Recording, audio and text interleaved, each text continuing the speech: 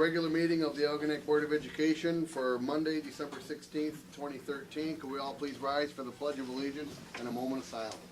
I pledge allegiance to the flag of the United States of America and to the republic for which it stands, one nation, under God, indivisible, with liberty and justice for all.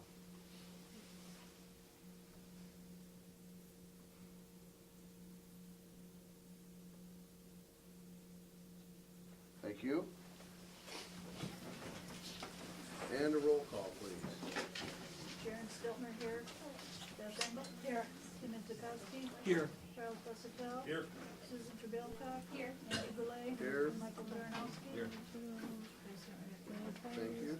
Recognitions, Mr. Britton. I'd like to start with our Superstar Employee of the Month, which is Mrs. Lisa Forrest. And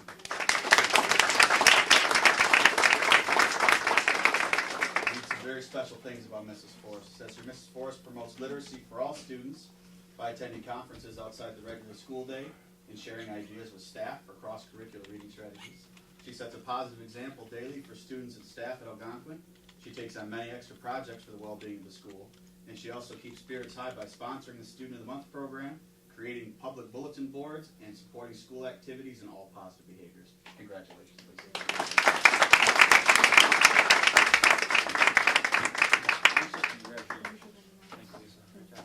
You do four, you do. Good job, I'm struggling. Yeah, I don't know why something. It's also my pleasure this evening to honor Morgan Beatlescombe. Morgan, come on up, please.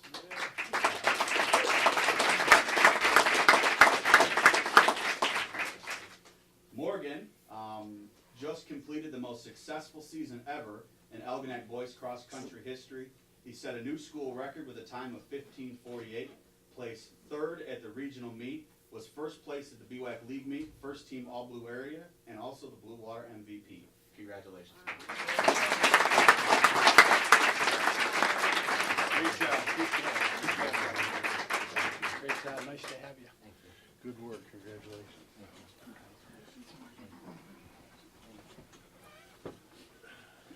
And next we have the IB Group 4 project, Ms. Landrum and her students. Can I download Google Chrome on here so we can use Google Drive? Sure.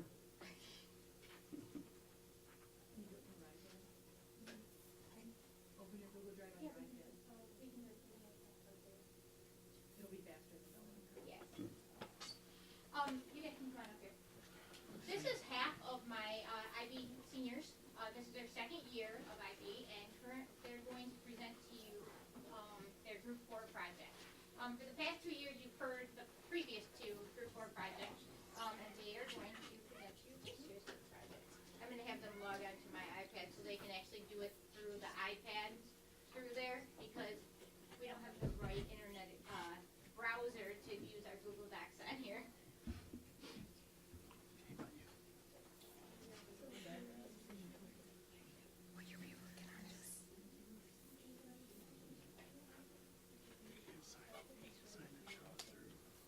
You can, but Mozilla doesn't keep up with Chrome, and so Chrome is what drives the Google Drive right now.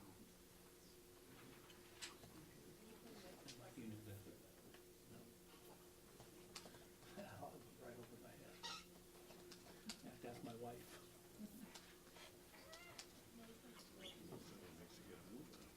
It's 1 week they'll be active with it, the next week they won't be active. I mean, it's just a residual thing where, you know, sometimes it catches up and sometimes it doesn't catch up.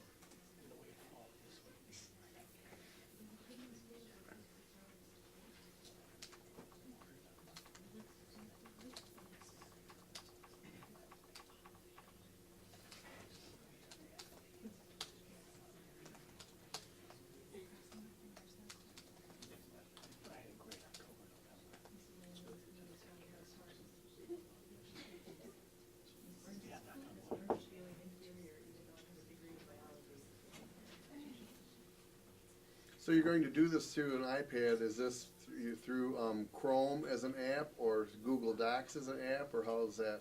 This is through Google Docs. Okay. The program that reflects it onto the screen is through Reflector. Okay. It's not always real nice with the presentations. So you're getting to experience what we get to like go through on a regular basis through our first year of the iPads, you know, because it's like trial and error, and then we figure out how to do the stuff. Mm-hmm. Have you been able to mirror image class before? I don't know, I've already tried to do it once.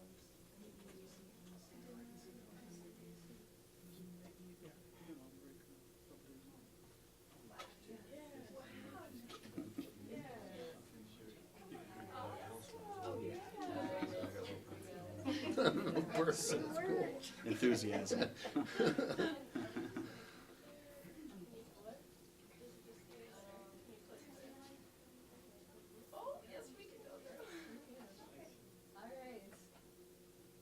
So I'm Emily Trainer, and I'm Shelby Macklin. I'm Jacob. I'm Hannah. I'm Isabella. Juliana. I'm Katie. Rachel. Holly. And this is our group 4 project. So in our biology class, we have to conduct an observational study as a class. We're allowed to work together, but we're not allowed any help from our lovely teacher, Miss Landrum. And we have to do it on something in our community, and this year we decided to do it on the soil, or the ecosystems in our community. Oh, it's no fun. So the aim of our investigation was to examine the Lake Plain Prairie in Algonac and see what makes that ecosystem unique compared to different ecosystems in the area. Let's see. The procedure, so we went to 5 different locations. We divided into 5 groups, and then we picked out specific locations in like our ecosystem and measured out 50 centimeters by 50 centimeters to create a quadrant. And then we dug 30 centimeters into the dirt and exposed the dirt underneath, and we took that as a sample and put it in mason jars. Our hypothesis was that the aspect of the soil that would make the Lake Plain Prairie unique would be its high clay content. And we figured that if we measured nitrate and pH of the Lake Plain Prairie and other locations, those values would be the same, and the clay content would be the differing factor. Okay, we used iPads to take pictures and record the data we collected, and we also used a lab quest to test the pH in the soil. Here are ecosystems we tested. Now the first one is a marsh, and a marsh is a type of wetland that is dominated by herbaceous plants. And what that means is rather than there being a lot of trees and woody plants, there's more like grasses and, in our case, Phragmites. And we took the soil samples from the St. John's Marsh here in Algonac. Another thing we saw at the marsh were many animals, like the red-winged blackbird, and we saw the Phragmites and the cattails and little smaller animals such as like snails or frogs that are native to the marsh. Alright, the next ecosystem was the ecosystem in question, the Lake Plain Prairie. And by definition, a Lake Plain Prairie is an open area that's populated by tall grass and wildflowers.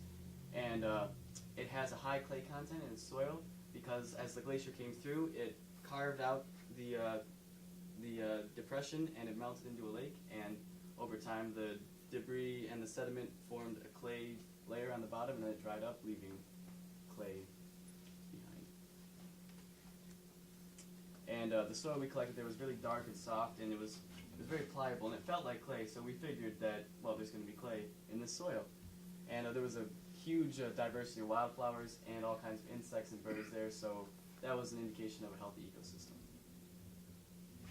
Another one of the ecosystems we tested was the lakeshore. And so to do this, we took samples from the North Channel in Lake St. Clair. So because we took our samples relatively close to the shore, we figured that there would be a lot of sand present in our samples because it is like a beach where we took it. And the diversity of the plant species was relatively low, consisting of the same few plants. And during our gathering, we did not encounter any animals like some of the other groups, unfortunately. But it would be likely to find snails and other insects in the area. So the group I was in experimented on the forest, and we took the soil. In this area was lots of trees, and this is in like a forest area on Starville Road, and we saw lots of different types of birds and plants there.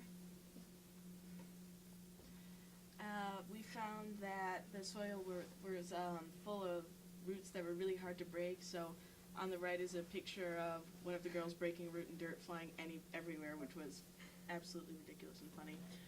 And then on the left is a quadrant with a picture of a turkey feather from a wild turkey in it. One of the fields that we did was a natural field, and by definition, a natural field is a broad, level, expansive land in a natural area. And in this location, there's not a lot of trees around, but when you dig into the soil, there are some roots from the other trees nearby, and there's like a lot of sunflowers, tall grass, and other flowers, and there's animals like rabbits, sparrows, the occasional deer. There's also hawks, finches, and doves.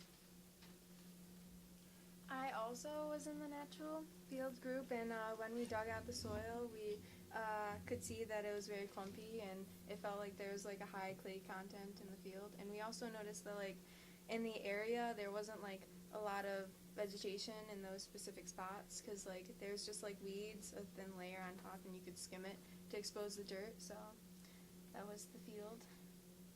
And I hear the tests that we did. Okay. When it comes to plants and pH is one of the most important things that can determine whether the plant takes up enough nutrients. On the scale factor, we have on the pH scale, it's 1 to 14, 1 being very acidic, 14 being basic, and in the middle, 7 is neutral. And some of the nutrients that can be absorbed by the pH is phosphorus and nitrogen. So it determines like whether the pH is just right, or if it's a little far off or too low, it can actually prevent the nutrients from getting into the plant. This is how you do a pH test. When we could not use the normal test strips because it was a solid instead of a liquid, so we had to utilize the sensors that are incorporated with the LabQuest.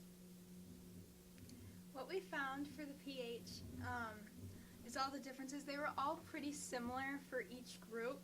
So we found that the Lake Plain Prairie wasn't, like, the pH of the Lake Plain Prairie wasn't what made it special. So another element of the soil that we tested was nitrate. Nitrate is composed of oxygen and nitrogen, and it's an important source of nitrogen in plants and animals for life. So nitrogen serves as a very vital plant nutrient and helps with tissue development and building immune systems. And also, nitrate also helps plants develop and produce seeds. How you do a nitrate test is you make mud and then you put a chemical called diphenylamine that we got from our chemistry, and a reaction, if it's hot, then there is nitrate, and if there's not, no, there's no nitrate. Okay, I can't see anything. I'm really short. All right, Move on. I'm really short. Sorry. The data from our nitrate test showed that the Lake Prairie results were not significantly different from any of the others, so we knew that the nitrate wasn't the reason that the Lake Prairie was special. All right. The next test was the clay silt soil composition test. So a soil is composed of 3 components, being clay, silt, and soil. Each of those has a different particle size. So when you suspend them in water, the sand, large particles, are going to settle first. Silt on top of that, clay on top of that. You can compare the layers and see the ratio between them in the soil. And there you go. Well, how you do a clay silt sand test is you get a mason jar and you fill it with your soil, and You let it sit for a long, long time, as we found out. Long, long. Like a month. That was And More then than, you, more time than we wanted. and then you observe the different levels.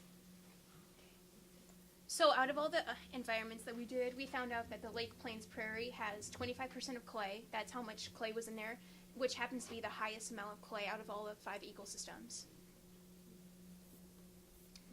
With since that had the highest amount, we realized that's what made the Lake Plain Prairie special. So the clay is really what makes it the environment for certain plants to grow. Now this is important because lake plain prairies are a very rare ecosystem all around the world. They used to be mostly centered around the Michigan, Ohio area, but now only about 1% of Michigan's original lake plain prairies remain. So that means it's important for us to understand and conserve them. And now the methods currently in use are seed gathering, general upkeep, and regulating species. The end.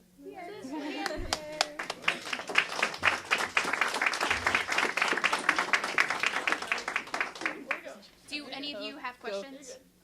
What is your next project? Graduation. Graduation. Oh.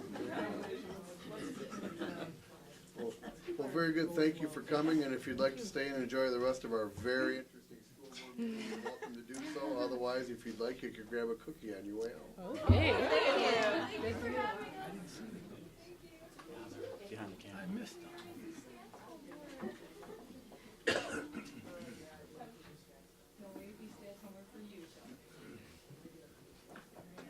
Nice job, thank you.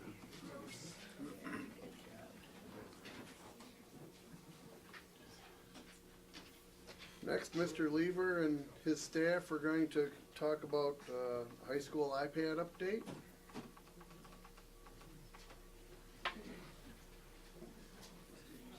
Thank you. One of the, I know it says on here an update, as well as our staff. One of the things that, as we've talked, I know Brian's kept the board up to speed about how this, our iPad implementation has gone. We could not be happier from top to bottom with how this has gone. We had a few roadblocks, which we expected, and but I can tell you most of them are administrative things that we're dealing with, how to broken iPads, collecting insurance money, things of that nature. Where the rubber is really meeting the road at Algonac High School is with the wonderful staff we have, and I know that's true throughout the district. You can put any device in anybody's hands. It's the teacher that matters and how they're using it and what they're doing with our kids. And for that reason, we wanted to show you just, not just, but 5 wonderful staff members here tonight to show you what they're doing. Very small. I told them to keep it brief because we could go on all the great things that we're doing with these iPads. We'd be here till 10:30, but I do know the Lions are on tonight. So I'm teasing, of course. But they have a lot of great things to show you. So I'm going to pass it off to them. We have, from social studies, we have Mike Cesaro here. We have Melanie Bacanos from our ELA department. We have, you already met Mrs. Landrum. Michelle is from our science department. We have Lisa Burns, who I know you've met before, is from our math department. So we have kind of a cross section, and doing a double role tonight, Stephanie Urban is also from our science department, but she'll also, in addition to science, be sharing something from Carol Bakari, who is our French teacher. She could not be here tonight, but still wanted to share some haiku deck with you. So, Mike. Hello. Once again, I'm Michael Cesaro. I'm representing the Social Studies Department here. A couple of different things that we're doing in the Social Studies Department is, first is QR codes. And with QR codes, basically the teachers can create a code which the students can scan, and it can quickly and efficiently take them to where they need to be. Could be linked, that code could be linked to a website, to an article, or a PDF file.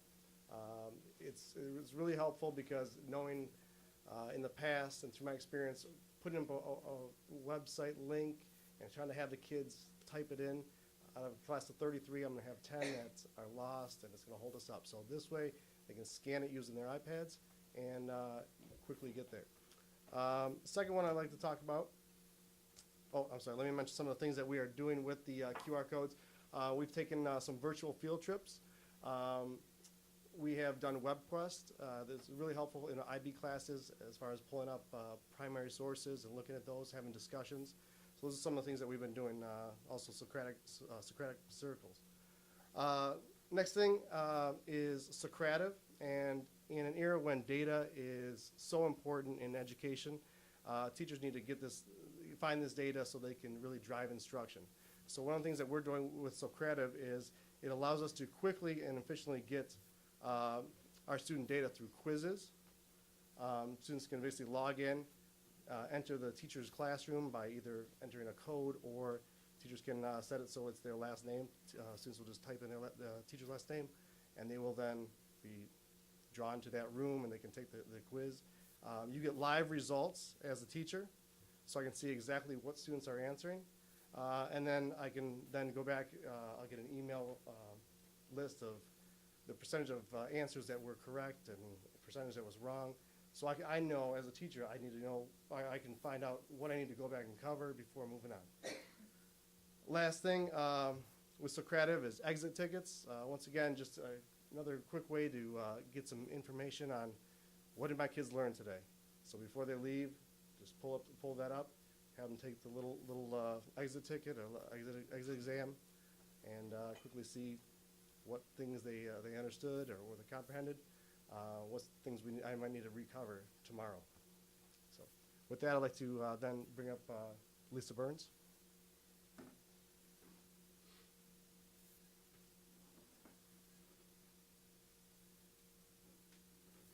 Read the 485. Is that the right one, Mike? Yes. I'll switch here a little bit.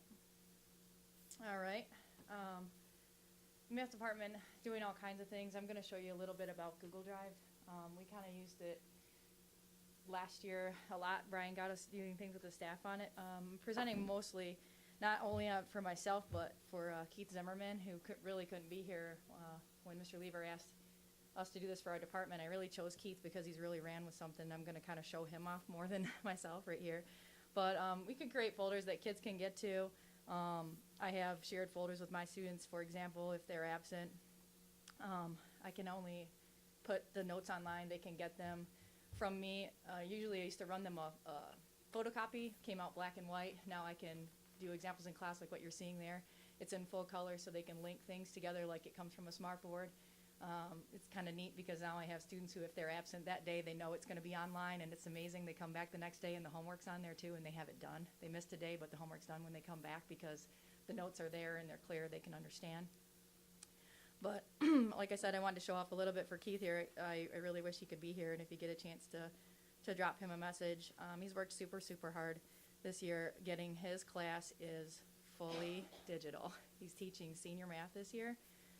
It's a course we created for seniors. It's a lot of money management. We talk about compound interest and things like that. And Keith shared his things with me through Google Drive, so I'll show you. What he's done is created a calendar for his students in Google Drive. It takes a couple minutes to load. And it's basically laid out the entire quarter for them. And has days. All the days are set up. Every date is set up. I'm on a really severe lag right here. I'm like about 4 slides behind. But his calendar will come up in a minute here. I'll have the days and dates, and everything in there is absolutely linked to an instructional video. Pretty proud of what he did. I wish he could really be here so he could tell you about it more. I asked him to give us a little bit of education on it in the math department. Keith has done what's called flipping your classroom. That is a huge risk, I think, as a teacher to just take on and do, especially when we're just integrating technology.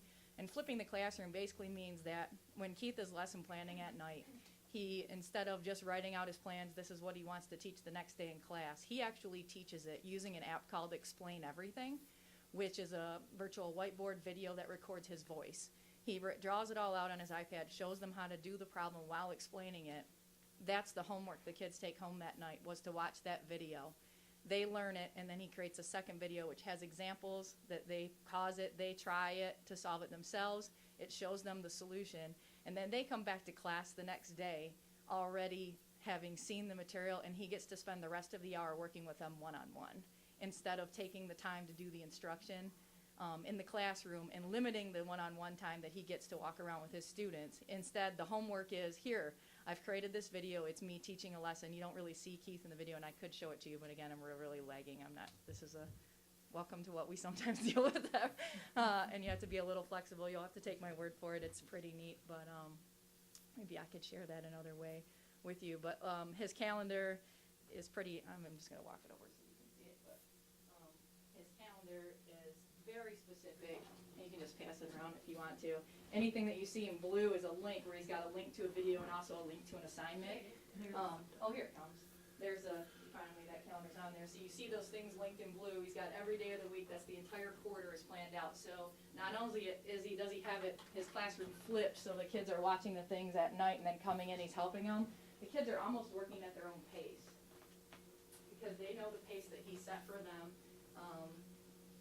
But he, has it set up where he would like them to be, but they can kind of work that. Anything that you see there in blue is a link, and you see video 1, video 2. You see things that he calls, I think it's CYO, or it's check on your own, or something like that, where he's got practice problems and assignments and things like that. And I got to tell you, this took a ton of organization, and I really wish Keith would be eager to show it to you, but because I wanted him to do that. And unfortunately, he's in Key West. Don't we feel horrible for him right now? So he couldn't be here, but. This is just another way of doing, saving time in the classroom, allowing for more time to do one-on-one, particularly in this group of seniors. These kids, if they're in that class, typically aren't our best math students in terms of having it easy to them.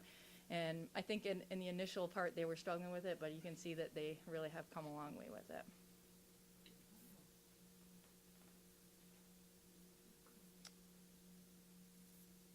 Ms. Bocano, are you following me? Hello, Melanie Bocano. I'm in the English department. I'm teaching 11th grade European literature this year, and I actually have a completely virtual class this year as well, so the iPads have really been a game changer for me. I've dabbled in using the apps and the things that you have already seen with Google Drive and QR codes. I actually deliver my sub-plans with a QR code to the students, so they just have to scan it and they see all my plans with all my directions as if I were right there talking to them. My husband was in the hospital earlier this year, so that was a perfect way to just here to the secretary, here's a QR code, and then they had everything that they possibly could need. We've started with Google folders. They each have a folder that's shared with me, so anything they put in that folder I have access to, so it helps a lot of our kids who have issue remembering to turn things in. It's been done, but it's not turned in. Well, now I still have access to it. So I'm just going to take you through a couple other things that I have been working with that have really changed the way that I shape my classroom. One of the biggest things is every student in my class has been maintaining a personal blog since the beginning of the year. So it's been a really neat feature for us to be able to have this technology in front of us and be able to look beyond the scope of the text and look at those basic comprehension questions. So dating back even to the first week of school, the first thing they had to do was create a leap list of things they wanted to accomplish before their next big leap, whether that be 12th grade, going to college, etc. And so they had goals for the year and things that they wanted to accomplish that we revisit as we look at some of the literature that we have been studying. And then as we move through, they're just different topics related to some of the things that we've been reading, some of the things that they can agree and disagree with, and put in some of that personal opinion of theirs, and therefore relate to the text, so that they're getting that relation, they're able to scaffold the material that we are looking at. Creative writing by giving things that we're reading new titles and justifying that with information from the text, which is one of our curricular deficiencies. So it's a good way for them to be creative and be able to pull things out of the text. And then just this one that we did today, we are reading A Christmas Carol, and we're talking about the past and things in the past and how they affect their present. So they're looking at some of those personal items as well. And they keep this blog. They shared it with me the first time they did it. So now every time they do a new blog post, all I have to do is go in and click the link, and I have access to their blog post, which has been really neat. Another app that I have made use of is called Pic Collage. And I've used that for various different things. In this instance, it was used as review for character development. So after we read Oedipus the King, they had to create a pic collage, and there were various things on the list that they had to do. They had to put in certain symbols, as you see here with the pictures, describing the character that they chose, symbols that would represent that character. They had to make a prediction. They had to pull out some quotes that aptly described that character, and then they had to give a short summary of that character and basically that character's character.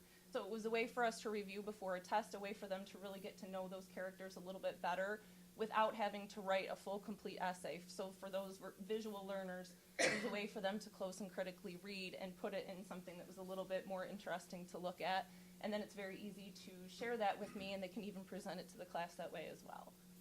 So, and then you, Miss Landrum's up next.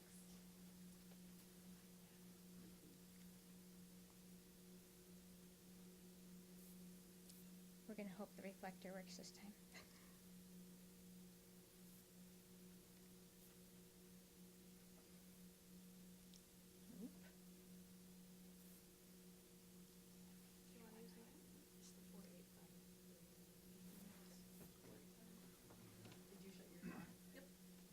Okay, you know what? Why don't you go, and I'm going to turn mine off and back on, and maybe it'll work. Okay.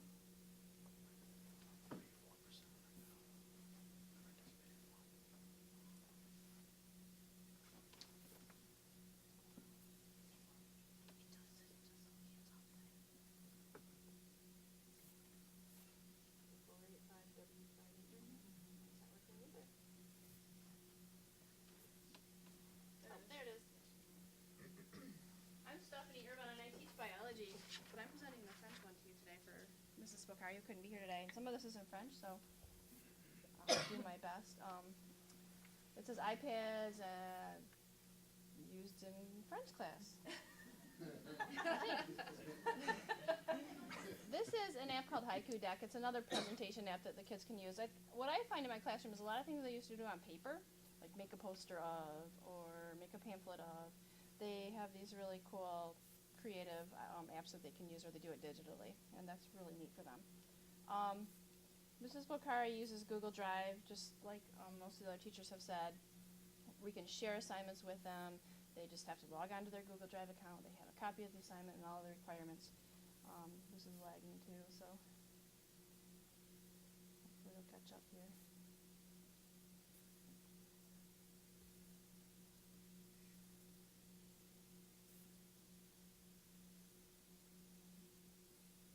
She uses Moodle in her classroom, so they can access all of their assignments anytime at home. A lot of things, in my classroom in biology, I have a textbook that was free for biology and for anatomy, and our textbooks, especially in science, they go out of date so quickly.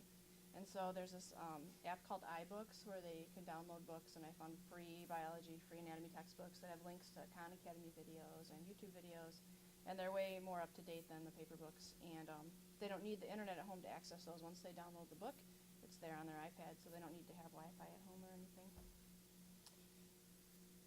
And this is really taking forever here. Mrs. Bokari uses a couple apps where it pronounces words for them. And so they just have to click on a word and it will tell them the word in French, and that way they know how to pronounce it. And with the, she has another one for numbers too that she wanted me to share with you.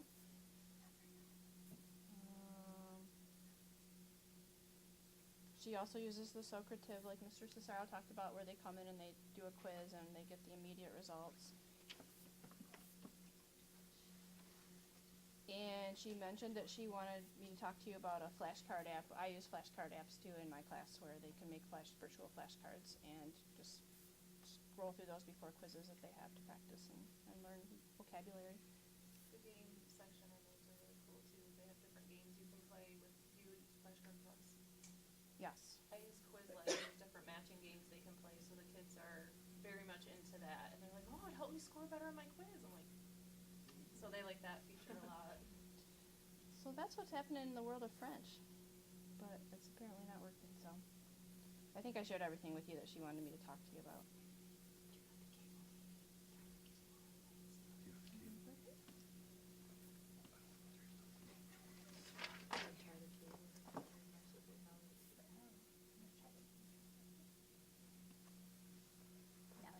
I know that on the first day the staff came to school after the breakfast, I ran into Mrs. Bokari in the hallway and was walking with her for a while.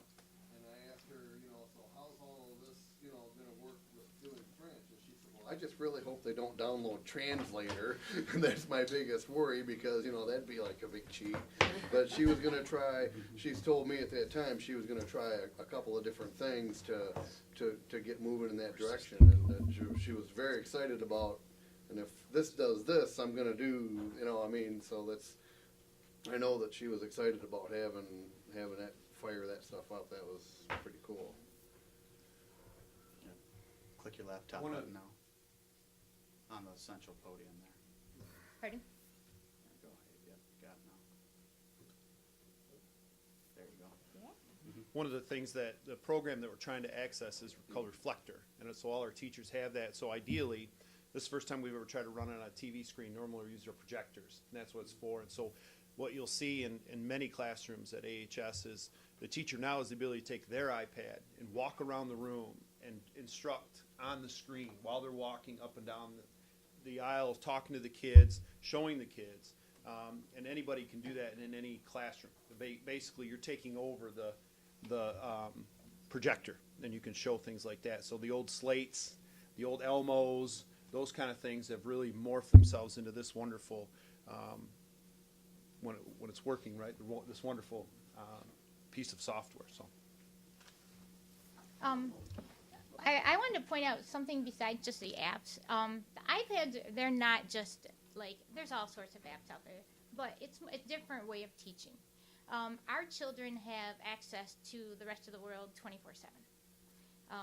And so it's a lot easier as a teacher to communicate with them. You guys have seen me present before in blended learning. So this is not a new concept to me, it's just a new tool. Instead of having the computers in front of them, they have the iPads in front of them. So it's everybody has the ability to communicate with their teachers all the time. I know my son ran into problems with AP Stats last night and was iMessaging his teacher, you know, and I think a little too late. But, you know, and so they have that ability to communicate, which helps in it. They don't have the anxiety of having to wait till the next morning. They're at your door, you know, right when you walk in about, you know, to bite your head off with questions. And so that's really helpful. Students have access to Moodle. We still have like our, like all of my classes are on a Moodle platform. So they have a complete course available if they have the internet at any time. But we've taught them how to use the stuff off of Moodle when they don't have the internet, because there are still some students who don't have Wi-Fi at home. So one of the things they can do is they can log on to, on the left-hand side, on the left-hand side it shows you what a Moodle page looks like. They can log into a PowerPoint or something and they can save it in iBooks. And once they save it in iBooks, it'll look like this. And then when they get home, they can click on it and they can have anything that's a PDF file come back up at home. So whether it's notes they take, if it's a PowerPoint, if it's lab instructions, anything that they want to use at home that when they're not going to have the Wi-Fi, or let's say they're an athlete and they're going to ride a bus to Croslex. Well, that's a long bus ride. Well, they don't have Wi-Fi on the bus, but they can save this stuff onto the iBooks and access it from here to Croslex. So it does give them a little bit of time management. Here's some commonly used apps in IB biology. We use an app called BioNinja, which is kind of a cheat app. It goes through all of the syllabus statements that they have to master before they take the IB test, and it explains them all, and it does a really good job because it explains them in English. I know that sounds funny, but a lot of IB is an international curriculum, and a lot of English is not American English, so it's a little bit difficult for the typical American high school student to understand. But this app is really good because it spells it out where they get it. Flashcards, we talked about it. All of our kids do vocab flashcards, and they do them right on their iPad. We do a lot of labs, and a lot of times you have to time a lot of different stuff. Well, we have timers off the iPad that allow us to time up to 16 different things at the same time. In regular biology, like Stephanie told you, we found some amazing textbooks that were free. And in biology, things are changing like every month. The textbook, there's already concepts in the textbook that are outdated. And this textbook is 2013. So it's really nice because CK will update every year and they'll put the new stuff in it. And so it allows us to teach what is current in biology. This is an example of a pic collage that we did in biology.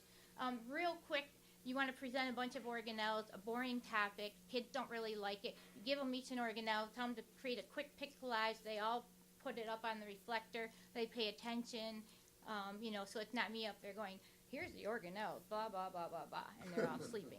I mean, because they like to show their friends their creations. And they don't mind presenting when they have something cool to show, and it's not just a poster that they attempt to make and they're not good at art. Okay.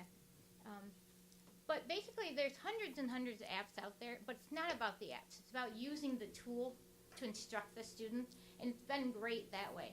There's a lot of learning curve. We've, made some mistakes along the way. We're learning from it and developing better policies and stuff, but overall, it's been a great ride. Any questions, though? Have you been any resistance from children using the iPad? Absolutely. Because they haven't had them all along, there's like a learning curve. And so there's definitely some resistance because some kids feel like they don't pay attention because the iPad's in front of them. But it gives us the opportunity to teach them how to have electronic devices in front of them and still do what they're supposed to do. And it is definitely a challenge. But they're going to go to college, and they're going to sit through 3-hour boring lectures in a boring lecture hall and have to figure out a way to pay attention. And if they don't pay attention, they're going to fail out. And then they're going to have to, spend a lot of money to retake the test. So this is the time to teach them. Because there's no one there that's going to say, turn your iPads over. It's, a 0 right now, and no one's going to be using their iPad. Their teachers don't care. And if you fail out, they don't care. And, so it's better to make these mistakes now.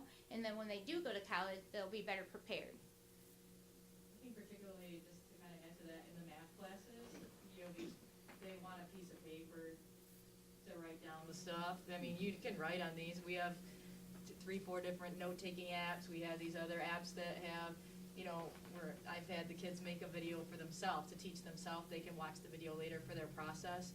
And writing on this takes practice and time, and if they're not patient, particularly with the covers that they have on them, it does make it a little tougher than what they're used to. You'll still, can I just please have a piece of paper? Which is fine. Yes, we still use paper. We are not, Keith's class is a little bit different than what's happening, and that took some getting used to, but he still gives them paper if they want it. So are we going to go backwards for a little bit before we go forward? It's more of a roller coaster. Do you know what I'm saying? You have a challenge, you figure out how to meet the challenge, and then there's another challenge. So it's more of a roller coaster ride than going backwards. Are they going to meet the challenge in time to take their tests? Oh, yeah. No, it's more of a, refreshing us in classroom management. There is no sitting down and grading up papers because it's consistent management. You are walking up and down, and, making sure they're on task. And, I have a senior, and he said, it is harder he said it's just you have to get used to doing what you're supposed to be doing instead of doing what else you could do. For me, to add to that, in my classroom, I set up early on, there were expectations for the iPad. When we were quizzing, when we were doing independent work, it was either upside down on your desk or in the basket underneath your seat. And I set that up within the first couple weeks, just had to remind them a couple times. So now when I say, okay, we have a quiz, instant flip over or under your seat. So it was like any normal classroom expectation for me, and I don't really have a whole lot of resistance with that. The kids know what I expect, and they follow that. So as soon as I say, okay, we're going to take notes, they open up their Google Drive and they're ready to go, waiting for me to start. So I think it's not necessarily an instance of going backwards, it's just adding another expectation at the very beginning of the year, just with everything else, with your bathroom policy, all that kind of stuff, that helps them know what you specifically expect in your classroom. Remind again that it's a tool, not a toy. Or, you can add a little humor to it all the time. If I'm teaching and I see someone's their eyes start to wander over there to doing something else, and I say, hey, eyes up, we're driving here. Pretend you're driving right now, what would you be doing? And, some of them are still going to try to look down and do that, whatever, but you bring that up and... When you say that. It can wait. I give them the it can wait, the same texting and driving thing right now. That tool, not a toy, so how can you in a classroom possibly know what? Isn't that hard to know that they're,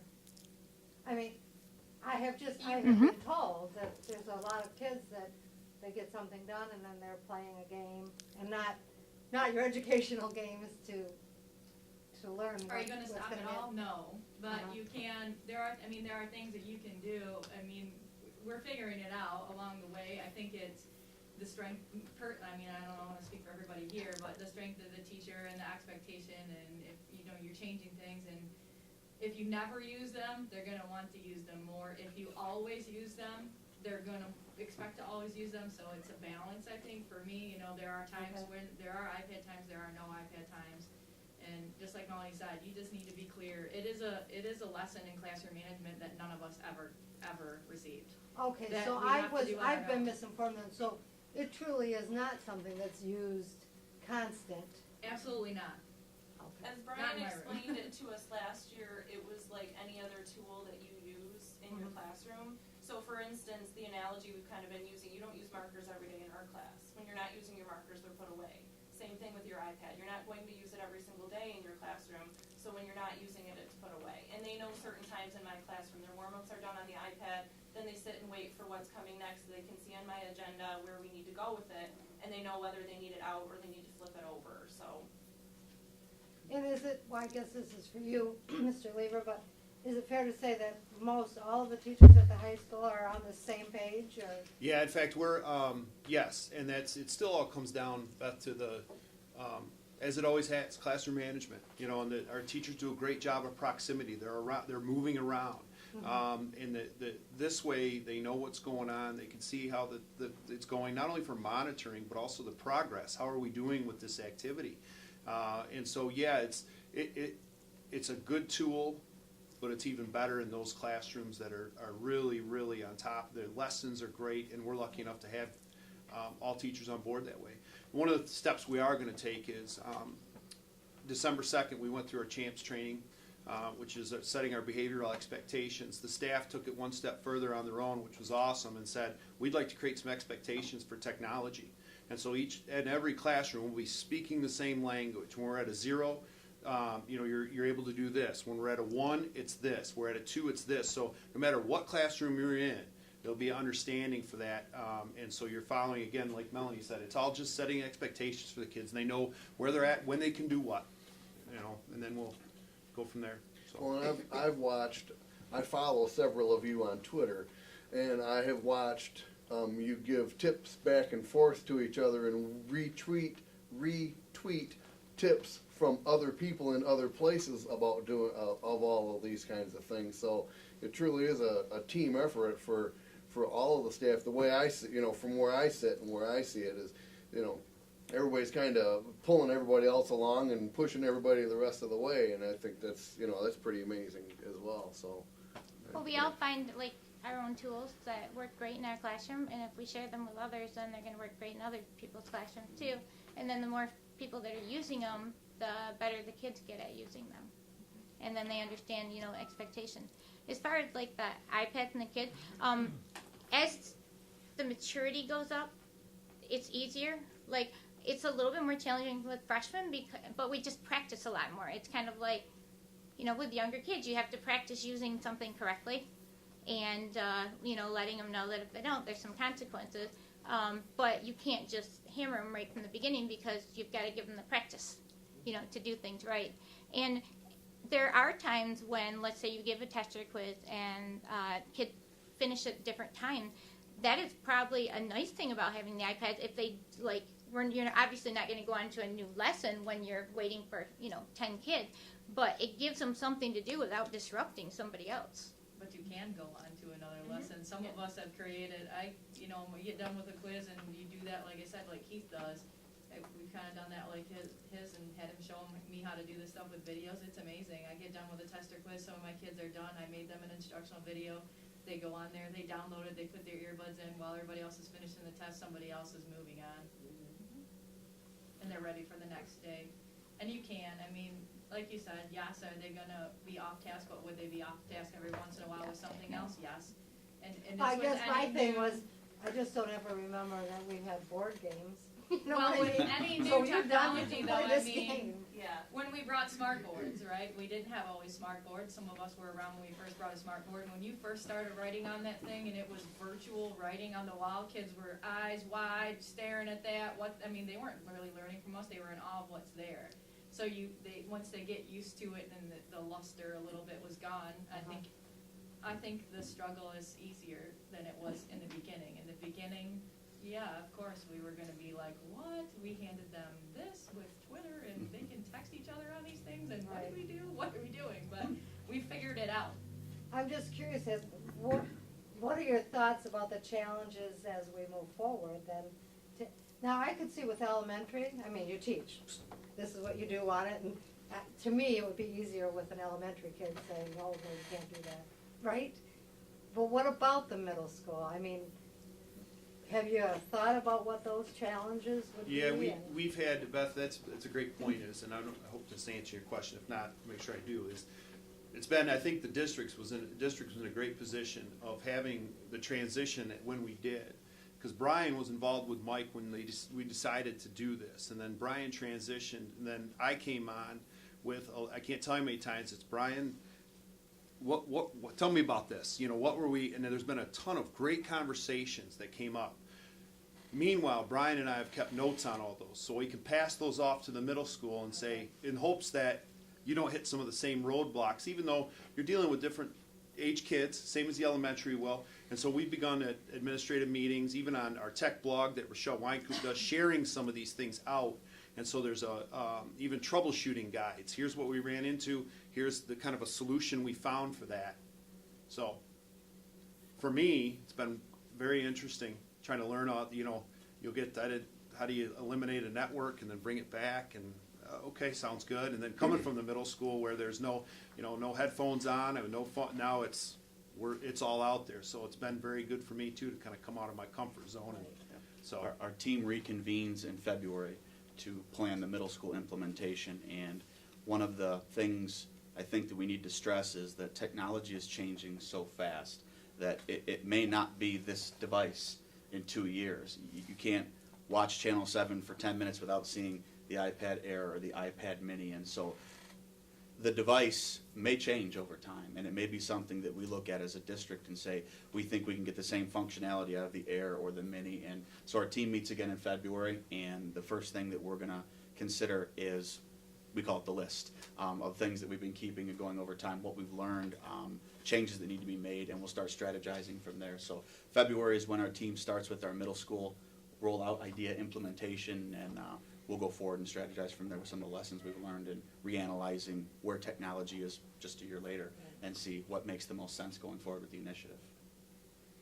With student growth being a part of evaluations and A to F school grades or the color scale or whatever you want to, whichever way you want to refer to it, and all of those things, being able to, like your exit ticket thing and various assessments that are happening like in real time while we're still sitting here in the room, has to be very beneficial.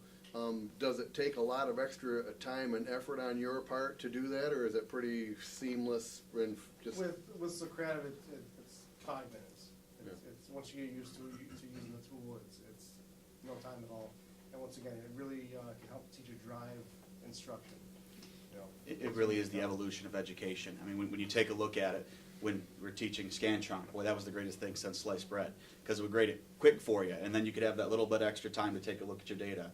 And then Data Director came on board, and that's the next level of Scantron. And then if you remember, we bought the suitcases of clickers, right? And the clickers would give you that real-time data, but we were limited because there was only 2 suitcases of them, 64 total, and people would fight over them. Now, every kid has them, and so things keep evolving and making it easier to collect that real-time data that we know is so important to knowing if your lesson was a success and whether or not students are truly mastering the concepts that you're putting in. So it really is a game changer, an equalizer, and something that assists the teachers throughout the way.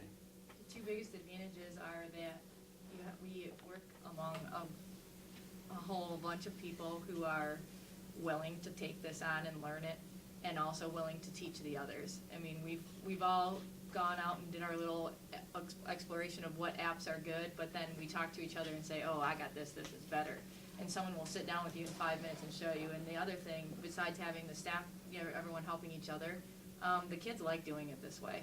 And they're smarter than us when it comes to technology, and they figure it out before we do. You just have to be the little bit of the leader and the manager at times and let them go, and they'll do it. Well, They I'm can. struggling with Go Math, so. How difficult is it to turn a resistor into a believer? A resistor, you mean like that really doesn't using want it to at use all? the iPad. They don't want to do their lessons on it. They don't want to take notes on it. Is it something that's difficult to turn them into a believer, or is it pretty quick once you show them? For me, I've had a couple kids who prefer pen and paper because then they say it helps them remember more. But then I sort of show them the things that they can do with the iPad, and so the kids who take notes on the iPad can now share it, and now they can collaborate, and now they can do their questions right on there, looking right at their note. So we sort of build and scaffold on that, and then they can sort of see the advantage to putting it on their iPad. So then some of them have started taking pictures of the notes that they have taken on pen and paper, and then they can upload that to certain apps and write on that. So it's sort of a process. You have to show them the benefits to doing that way, and some of their peers will say, oh, this is so much easier if you do this, then you and I can work together in a group. They can just share the document through Google Drive, and all of a sudden they both have it, one piece of paper done, ready to go. So I think it takes a little bit of time for them to see the benefit, and some kids are a little bit more resistant to it at first, but like I said, if I don't force it, they come around to it faster than, oh, you have to do it. We're not a virtual school yet, so sure, if you want to use pen and paper, that's fine. But I challenge you next time to try it on the iPad, see which works better for you, type of thing. You have the, I forgot my homework, and then you have 10 kids that go, I didn't.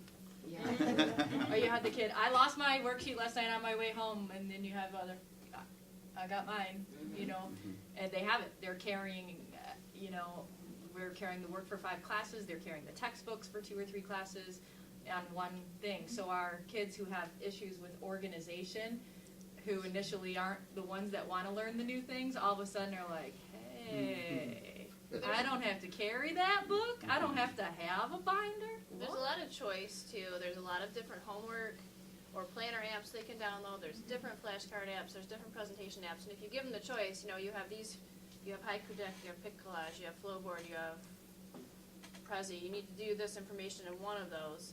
And then they do find a comfort zone outside of the piece of paper. They find the one that works best for them, and they've moved a little bit beyond paper.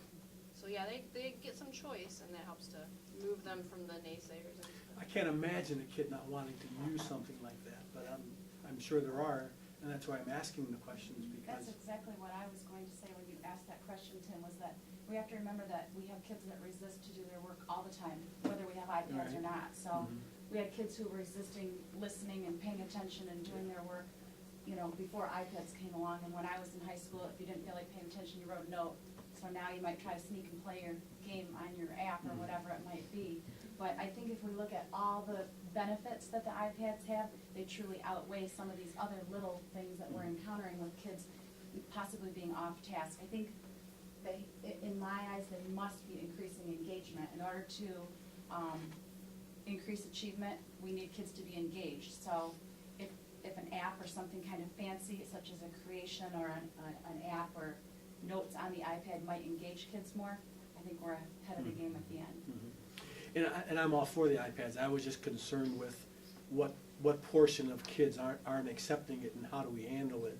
Well, and I think, Tim, part of that too is some of those very teachers that are trying to get those kids are the very ones that perhaps were maybe reluctant, and administrators reluctant and or not knowing to begin with, and had to step out of their comfort level. So they understand how that feels. You know, there's many of our teachers where, wait a minute here, what, you know, and they really ran with it. You know, so I think there's a shared feeling they can have with that student and say, I was in your same shoes, let's work through this kind of thing. So It's a little intimidating, the device itself, for some of our kids. You have to remember that some of our kids don't have a cell phone, have never picked up a smartphone or held a tablet device or a touch screen, anything, because they just simply don't have those things. I mean, I picture my father who still can't turn on a VCR, and we don't even have a VCR anymore, and my dad was a lawyer, successful for several years, and when we said we were putting his law books on a CD for his computer, he freaked. You got people that don't, like he said, there were staff members that were reluctant too, because technology, it's something new they have to learn, and it could be crazy. We have kids that are that way too, just because they don't have the luxuries that the other ones had, where they, you know, some kids have had an iPhone forever, and it's basically the same thing. You just can't talk to someone like on a phone. But you have, I mean, it could be intimidating. I think it was initially for some kids, but they're coming along.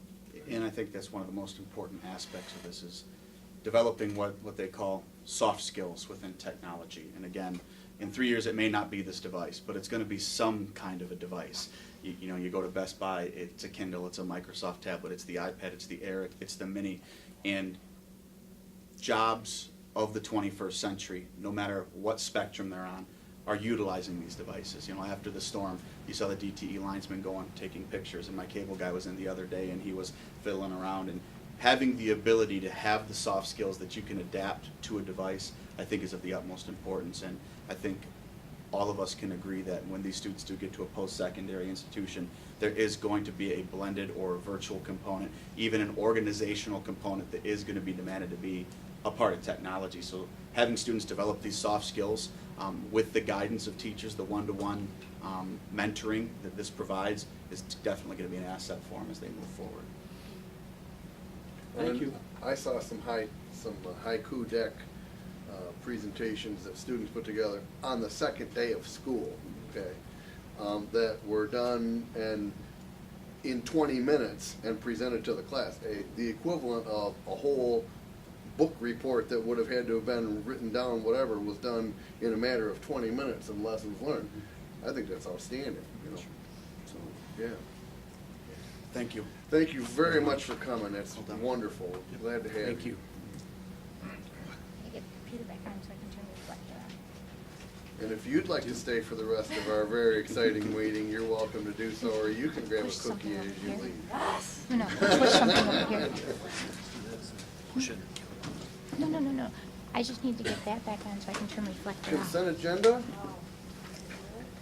Is it the laptop? Motion that the Board of Education approve all consent agenda Because items, otherwise they won't be able including to. agenda, minutes, personnel items, treasurer's report, and bills as listed, items A through C.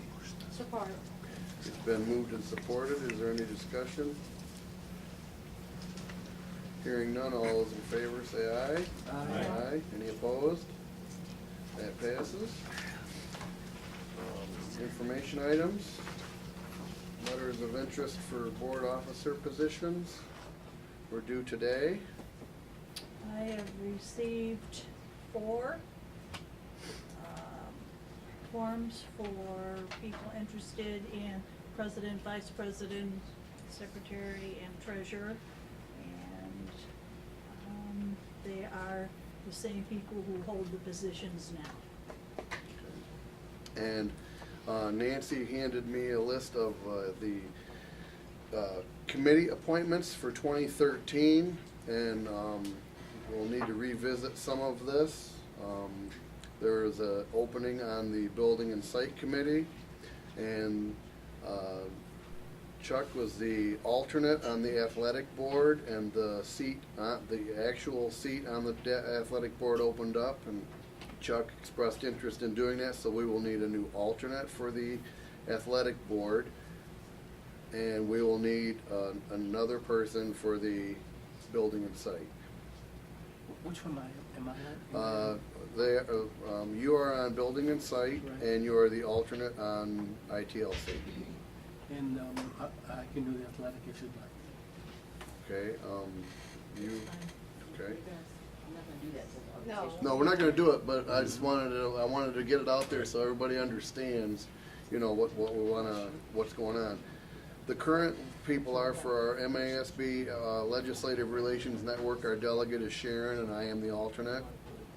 County Association of School Boards, I am the delegate, and Sharon is the alternate. Building and Site is Tim and Mike, and there's a vacancy. EEF is Chuck, and Mike is the alternate. ITLC is Beth, with Tim as the alternate. And Athletic Board is Chuck, and Tim has expressed interest in being the alternate. Might want to take it too, so we'll go over that next. You guys, we'll figure out. You said I'm on the building committee? You are on the Building and Site, and you are on the EEF. You are the alternate on the EEF. The Building and Site meets like very rarely. The only times the only times the Building and Site has ever met in my memory was when they were building Millside. I know they met a bunch of times to like pick things out and make recommendations to the board about stuff like that. That's basically all they really do, because we let administration handle those details. Yeah, but once a year he's got to pull dandelions too, I think. Right, something like that, yeah. So, but I just wanted to put that out there for anybody and let me know if you're interested or not or whatever, and we'll move forward from there. Anything else? Okay, administrative reports? Anyone? No one? Board reports? I attended the executive council meeting of the County Association of School Boards. I had asked Brian what he thought.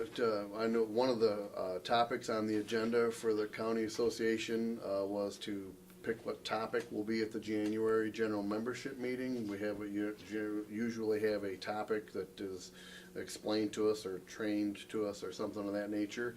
And Brian had mentioned year-round school because it is a trend that is coming. It's not going away, and it's something that everybody should probably know a little bit more about. I raised that. Mr. DeGrow was with us for a while. I raised that, and he spoke about that and things that can be done without spending money to rearrange how children are educated, redesigning classrooms and things, all sorts of different things. And so we're going to get kind of a mixed bag of 5 or 6 different topics, a little update on the 0.4 of a mil millage that the RISA will be seeking in February, and more information to come. That's all I have. When is that? What's the day of that? January the 14th, the day after our meeting.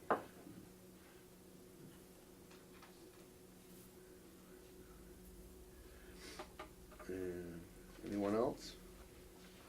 Superintendent's report. After the legislature had finally funded the Common Core, and we knew that the Common Core was going to be the reality for our curriculum going forward, the next hurdle that we as administrators and educators have been looking for is, what is our assessment going to be next year? And out of the legislation with the Common Core, one of the misnomers was that the SBAC, the Smarter Balanced Assessment Consortium, was going to be the test. Well, the actual line in there mandated that the MDE give a report to the legislature on possible tests that they could use to assess the Common Core. And so I sent to you a few weeks back the report that the MDE sent to the legislature, and basically, without going through all 25 pages of it, the MDE basically said the only realistic option for them to be able to implement next year would be the SBAC, or the Smarter Balanced Assessment Consortium. There are a lot of politics that are surrounding that right now. Rarely a day goes by where I'm not getting emails from some kind of organization saying this report was flawed, this report was biased. The Michigan Association of Secondary School Principals just released an email out today arguing against the SBAC and for something called the ACT Aspire, which they believe is better aligned to the Common Core. And so I don't believe we've seen the last of this debate. I think this debate is going to continue. If you asked me to make an educated guess and throw $5 on it, I would say we're probably going to be implementing the Smarter Balance test next year. That would be my guess. But at this point in time, it still has not been confirmed. It still is up to the legislature right now to make the final decision. And we are still holding tight on our TRID grant money. We do still have approximately $18,000 in TRID grant money, which will most likely double by the end of the year if we reach our incentive goals to get it, to be able to be tech ready for the SBAC, but we're holding tight to it, so we have a firm grasp on what tech ready means when they release the requirements for the SBAC. So we are sitting tight. We're waiting for that guidance. We expect there to be a little bit of movement when the legislature comes back in session after the holiday break. And a lot of legislation has been swirling about. It seems like the focus in the last week amongst the legislature was a lot of issues that surrounded education. They were really tackling 4 main issues. One, they have been getting a lot of resistance to the color-coded accountability scorecards that we got. They were very confusing for people to read. Parents couldn't quite get a better understanding of truly what it meant, and so there were those in the legislature arguing to go back to a traditional letter grade system. Another piece of it revolved around modifying the Michigan Merit Curriculum, and this piece really was about the foreign language requirement. A lot of schools are having some issues putting those 2 years of foreign language into the secondary curriculum. There was another piece that surrounded mandatory retention of 3rd graders, and then the final piece was the expansion of the EAA and trying to expand the scope of the EAA to add more schools that are in the bottom 5% of the state to that organization. A lot of politics were surrounding that. Again, emails flurrying and flying. We were in contact with our legislators with our views on those, and every single one of those really didn't make it through the House and kind of left before the holiday break with no action. So we'll continue to monitor. I think that these debates will pick back up once time comes back and the legislature comes back in session. Again, education seems to be a pretty prevalent topic right now amongst our legislatures. Rich Ramsey was in today of the MASB search firm, and he met with Nancy and met with Al to get some of the preliminary information to Rich. He will be here at our organizational meeting in January, and he plans to be here for approximately an hour. And the one thing that he told Al that I'm going to relate to you is bring your calendars.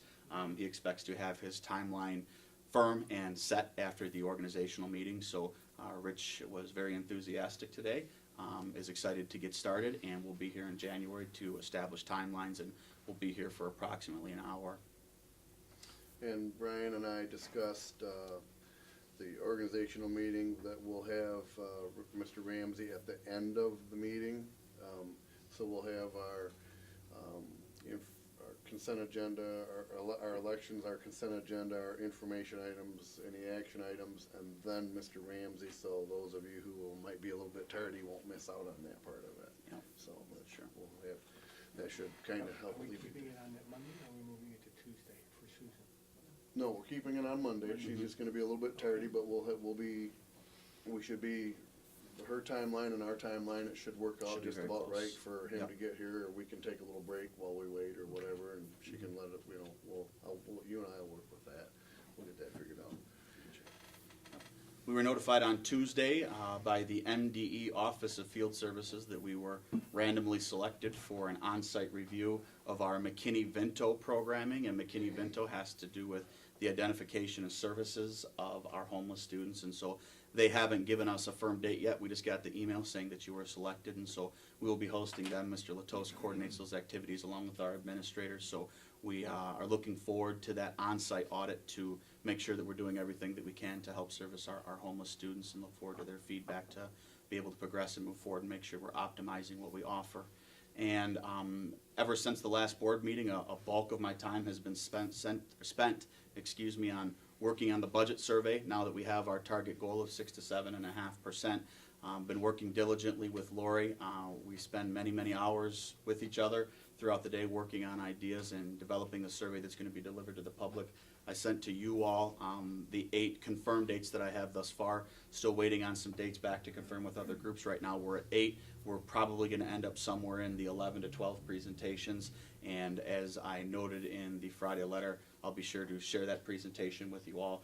Plan to have that done over the holiday break before we go out to the community and start soliciting a little bit of feedback. Just a note on that, Brian. Yep. I truly do appreciate that what you have scheduled so far. You have morning, you have an afternoon, you have Sure. night. So the public Sure. is going Sure. to be able to touch base with Mhm. one of those Yeah, presentations. and the public has not yet seen that document, Right. but I think one of the important parts on it is, every organization I've talked to thus far does welcome visitors, so it doesn't, even though I'm presenting exclusively to the Rotary, I don't want to speak on behalf of the entire organization, but we're always welcoming visitors, and people can come, and we'll be able to accommodate any of those. So we will have probably in the neighborhood of around, like I said, 10 to 12 presentations, and we are working right now on making sure that that is as interactive as possible. So I'll share that presentation with the board once I have that solidified over holiday break, and then starting in February, we will start the presentation rounds, and once I have all of my dates confirmed and every single group set and booked, I will share that with the public as well too, so those dates are out there and set to go. That's it for me, sir. Okay, thank you. Welcome. Visitors and their requests? We have one, Heather Dunn Pearson, regarding iPads. Heather John Pearson, 4462 Taft Road. First, I want to say thank you to Mr. Lieber and the staff members that were here. They did a great job. I absolutely know why you had Mrs. Landon here, because she is the only teacher at parent-teacher conferences out of all of the ones I spoke to who openly admitted to having her textbook on the iPad. None of the other teachers did. When the iPads were first implemented, we were told it was to save money on textbooks. I was a little upset about that. I was also told by all the other teachers it is not a necessity for homework or anything else in their classroom.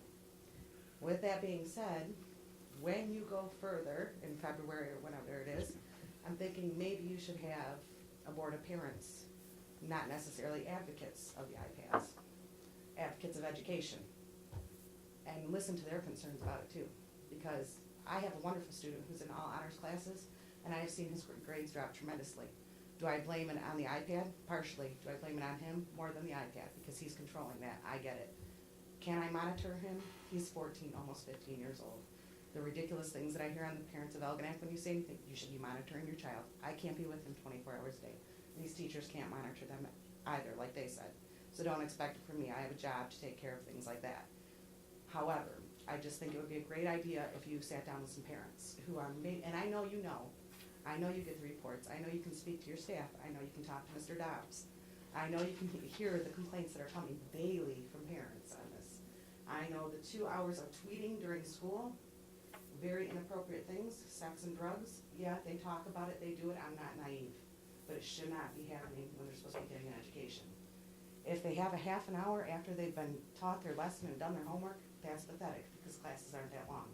They should not have a half an hour. They're there for an education.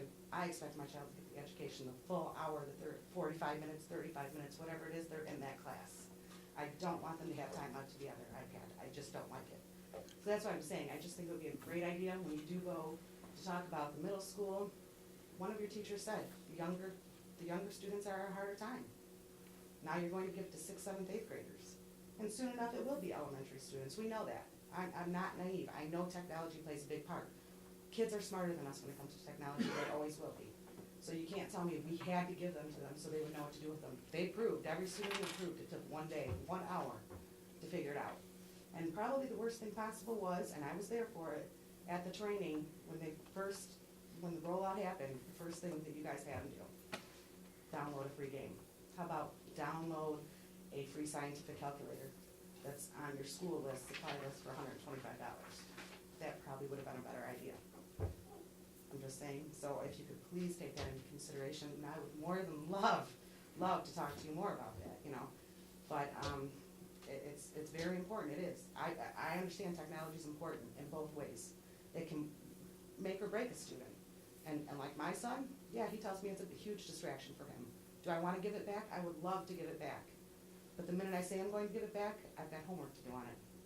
Really? No, you don't have homework. Because then, when we were told you didn't need the Wi-Fi, you can do your homework all night long. But guess what? You can't submit it without Wi-Fi. So you do need Wi-Fi.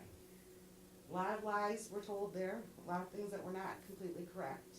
And as a taxpayer, a mother more than anything, it's very, very disheartening to me. Very disheartening. And I just hope that when you do the rollout for the middle school, you do take some parents' thoughts into consideration. I do have a lot of respect for your staff. Mrs. Landrum, like I said, wonderful. She's the only one at conferences that convinced me it might be a little bit of a good idea. So, you might need to speak to some parents. And I know my mom and Andy both, they follow Parents of Algonac. They've seen it on there. You have a few people who will say nasty things. Those are people who don't have students that are in high school. So they're not living it every day. You know, but there's a lot of good points by a lot of parents who are not happy about it. You're going to have parents who are happy, just like kids. Kids that can deal with it, kids that maybe can't deal with it the same way. You might have to put some different things in there, like pick it up in the first hour, drop it off after 6th every day, because you don't need it at home.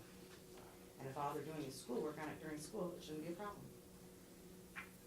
That's all. Thank you. That's it? Okay. On to action items.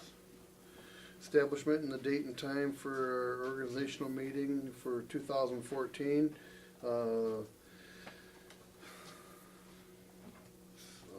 January 13th. I'll make a motion that the board establishes Monday, January 13th,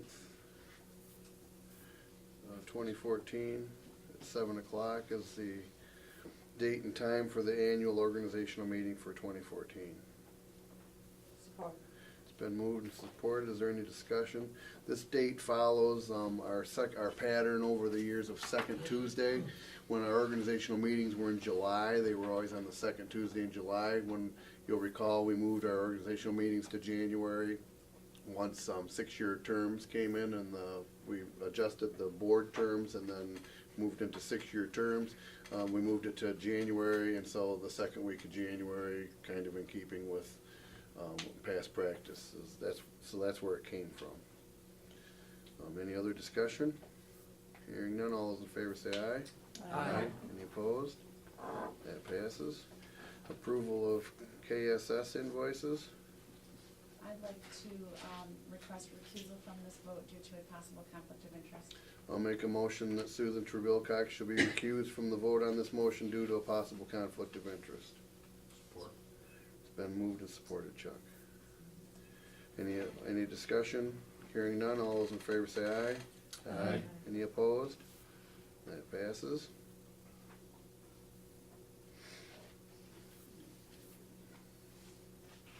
The motion for the invoices. I'll make a motion, Board of Education approves the payment of KSS Enterprises in the total amount of $42.18 for the purchase of custodial supplies. Support. It's been moved and supported. Is there any discussion? Hearing none, all those in favor say aye. Aye. Any opposed? That passes. Motion to adjourn. Support. Been moved and supported. All those in favor say aye. Aye. Any opposed? That passes. Have a nice evening. Time?